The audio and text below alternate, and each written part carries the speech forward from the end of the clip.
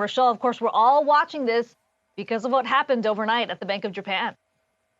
Exactly. I mean, the Bank of Japan really shocked markets overnight in a surprise shift in its policy. The central bank widened its cap on 10-year Japanese government bond yields, or JGBs, allowing it to move 50 basis points in either direction of its 0% target. Now, this is up from 25 basis points previously. And this is something that the BOJ has been holding on to for a long time. I think people were not just surprised that it happened, but also the timing. We know that BOJ's head is going to be stepping down in the spring. A lot of people wondering, why rush this now? Why not wait until the new year? And why zig and sort of, become more hawkish as one of the more dovish central banks when everyone else is trying to decelerate at least a little bit, not pivot, but at least ease off the gas a little bit on the hawkishness. So a really surprising move here. Yeah, Rachelle, I always love an excuse to talk about the Bank of Japan, but you pointed out correctly that, Haruhiko Kuroda, the governor there, really living up to his reputation of surprising the markets with just a few more meetings to go until his exit come this spring. And, Bank of Japan, not one central bank that we talk about often on the show, but there is some context to be had here.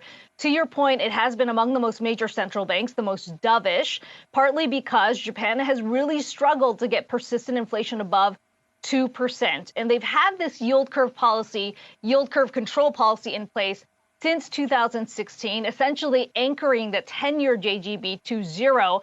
It's still anchored at zero, but as you pointed out, they're now allowing it to drift a little more. So 50 basis points as opposed to 25 basis points. And the thinking here is that if Japan, which has struggled for so long to get inflation ticking higher, is now looking at this change, what does that mean for the other central banks at a time when the markets, some have been expecting a bit of a pivot? If Japan's making this change and addressing inflation, then the question becomes, is there even a pivot in store for the Fed, for the ECB, for the other major central banks?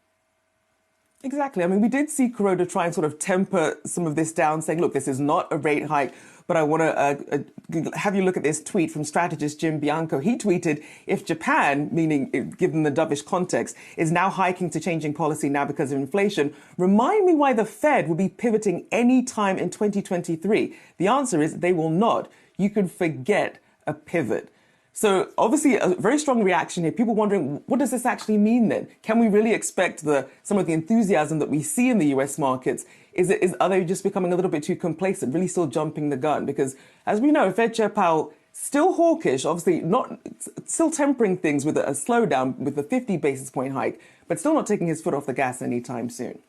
Well, and obviously, and this isn't necessarily contained, we're talking about the Bank of Japan and what happened over in Tokyo, but a lot of debt is held by Japanese investors, and this is sort of the contagion effect people are potentially looking at. If there is now yield to be had in Japan, are you going to start to see some of these investors exit these positions in the U.S., in France, over in the UK, and then start going back towards investing in JGBs domestically? That's a big question mark, which is why we're seeing some big yield moves.